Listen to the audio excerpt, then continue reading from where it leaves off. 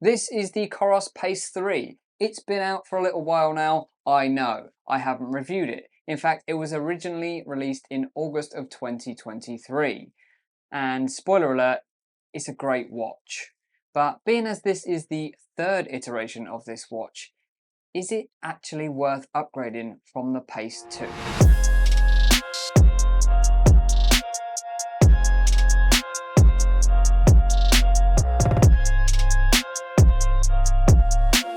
Well, you might not be surprised to hear that it's more of an evolutionary product rather than a revolutionary one. So, why buy this one when the old one is much cheaper? The Pace 2 and the Pace 3 both share the same screen. It's a 1.2 inch transflective memory in pixel display. They also have the same screen resolution, a 64 colour 240 by 240 pixel display. It's also still made from mineral glass, so it's pretty scratch resistant. This time, however, the Pace 3 has a touchscreen, and we'll go more into whether or not I think that's a good thing later on. The graphics printed on the glass this time round are slightly more minimal than in previous versions, and in my opinion that makes it look slightly nicer. This is something that I complained about on the previous model, so it's nice to see that it is a little more subtle on the Pace 3.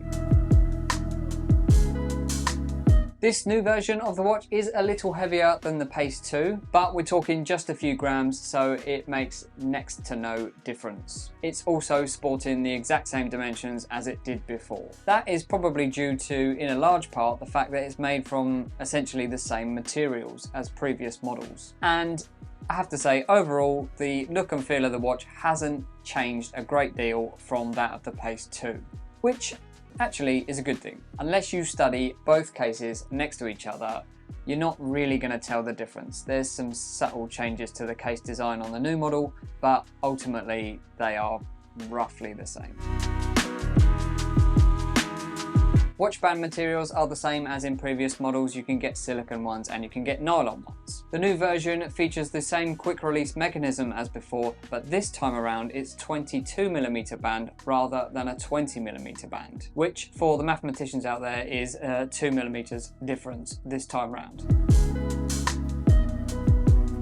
The controls for the Pace 3 are basically the same as they are on the Pace 2. You get the same digital dial and you get the same kind of multi-function back button. So it's still a 2-button design. If you want that third button, you're going to have to go up to the apex line or higher. And as I mentioned before, obviously you've got the additional control feature of the touchscreen, but again, we'll touch more on that in a minute.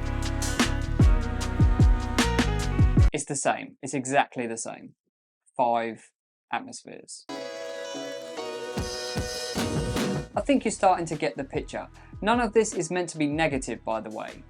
It just shows that in the third iteration of this product, it's starting to have sort of incremental differences between the previous model and this. In fact, if you compare the Pace 2 and 3 on the COROS website, there's actually a toggle that you can press so that you minimize all the features that are exactly the same and compare literally the stuff that's new or different. So if you want a more in-depth look at the Pace 2, then check out my Pace 2 review, which I will link up here.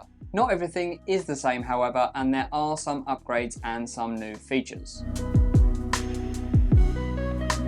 The Pace 2 already had stellar battery life, but the Pace 3 is even better. COROS says that you can get around 17 days battery life, and that's without turning everything off and making it just a basic watch. That's with a lot of the features still turned on. You still get your sleep tracking and you still get your daily tracking like steps and heart rate and all that kind of stuff. Of course, there is a bunch of stuff that you could turn off or reduce, and that will extend your battery life, or turn a bunch more stuff on and that will reduce it. There's a lot of variables. Think about that, 17 days. That's crazy battery life. I mean, the Pace 2 already had 14 days. In my testing, from 100% full charge, after a 10k that took 48 minutes, I lost just 6% of the battery. In fact, I ran 5 times on a single charge for a total distance of 50k and over 4 hours of GPS tracking. That was with all systems on and heart rate tracking on the entire time. I didn't have music playback going, but still, that is impressive. My overall usage included sleep tracking, it included heart rate tracking, with measurement taken every 10 minutes, and with notifications turned on. And I got around 15 days before I needed to charge. Honestly, you forget you need to charge it sometimes. If you're having a few lazy weeks, then you're probably not going to need to charge it. When you finally do need to charge the Pace 3, COROS say it will take less than 2 hours. And I can confirm that is in fact the case. It takes less than 2 hours. In fact, it took around 1 hour and 34 minutes to go from 1% to 100% in my testing. As I mentioned in a previous category, yes, the Pace 3 has music playback. If you've been holding off getting the Pace 2 because you thought the next one might have music playback, well, you were correct to do so because it's arrived. However, it's the same frustrating experience that you get in the other COROS models that have music playback, like the Vertix or the Apex line. Don't expect any Spotify integration here, or any other music streaming service for that matter. It's thumb drive style access that's been added here, and to be honest, that's the least frustrating part of the experience. I still cannot recommend the user experience for music playback on COROS devices.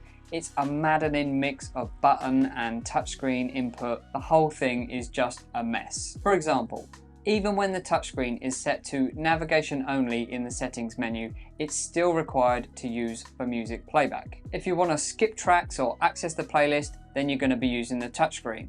Unlike most other music playback watches, there's no multi-button presses to achieve similar things that the touchscreen can do. I mean, this multi-button press option has been around since the original iPod, so I don't know why they don't just add it to the buttons on the COROS. There's enough buttons that you can do single, double, triple, long press. There's loads of combinations that you can do that would achieve the same stuff that you can do with the touchscreen. So I don't know why they won't add it. It's very frustrating. If you want to know more about how frustrating it is, then just take a look at my Vertix 2 review because I go into it in more depth in that one. The addition of music, of course, means that they did need to add some storage, and they've done so in the form of 4 gigabytes. So if you do decide to use it, you're not going to be storing your entire music collection on there, but it's probably enough to get you through a decent run, assuming you can put up with the frustrating controls, that is. This time around, the Pace 3 is dual frequency and, as before, features all 5 major mapping technologies. I never experienced any GPS tracking issues on the previous model, and I'm pleased to say the performance on the Pace 3 is also very good. All the same sensors are present in the Pace 3 as they were in the Pace 2. However, this time they have added a pulse oximeter, so if you want your SpO2 figures, you can get that from the Pace 3, and that might be a reason to go for this one over the previous one. The Pace 3 includes 24 different activities, that's up 4 from the 20 that was included on the Pace 2. The main additions being winter sports. You can also create custom activities by choosing an environment and then an activity type, give it a name and an icon, and then you can choose the metrics that you want to display within that activity. Camera control is now a feature across all of the modern COROS watches, although you're going to need a really new model for that to work. So my old Hero Silver 4 isn't going to work, and my Insta360 Go 2 also is not going to work. Customization on the Pace 3 is almost infinite. Take watch faces for example. As standard, the Pace 3 comes with 6 different watch faces. But if you go into the app, you can add extras.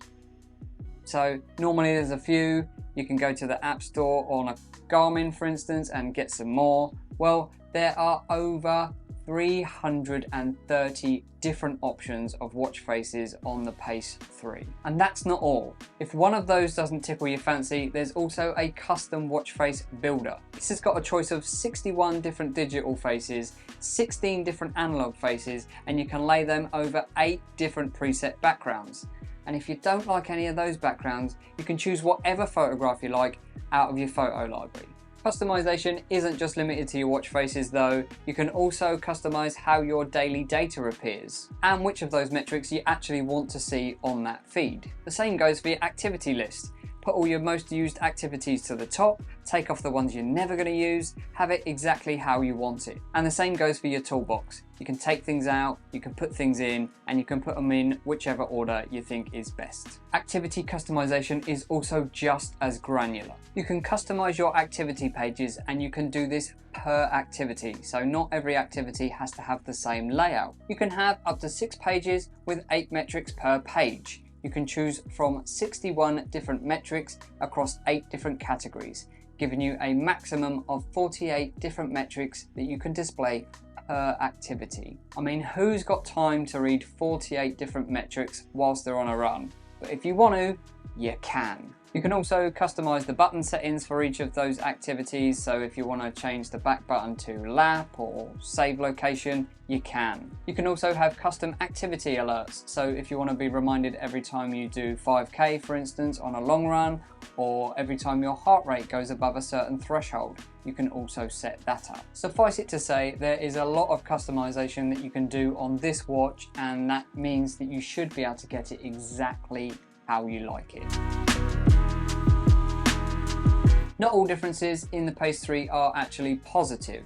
In fact, they've raised the price this time round by £40 in the UK and $30 in the US. It now starts at £219 in the UK and $229 in the US. This is compared to £179 and $199. And don't forget, the Pace 2 is still available, at least at time of recording this video. So unless you really need those additional features of the Pace 3, it might be worth looking at the Pace 2.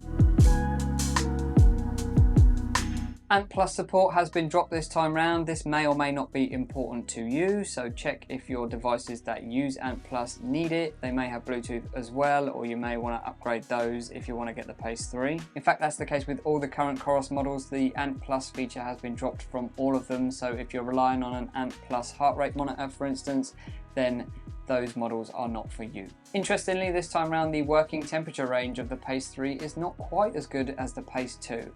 Not sure why. It's about 10 degrees difference, but I don't think most people probably operate close to the maximum or minimum temperatures of the watch, so it's probably not something that's going to affect most people.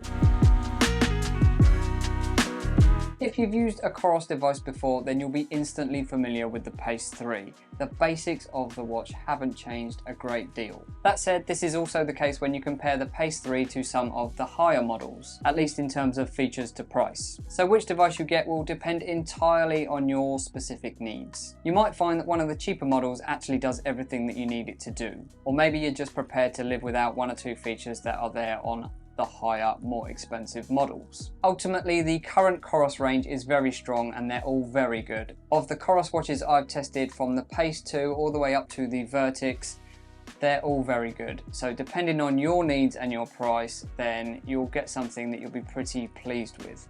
I will leave a playlist up here of all of my reviews of COROS devices so you can check them out for yourself. Let me know down in the comments below, which COROS device have you got, or would you think about getting? Thank you for watching, and I'll catch you in the next one.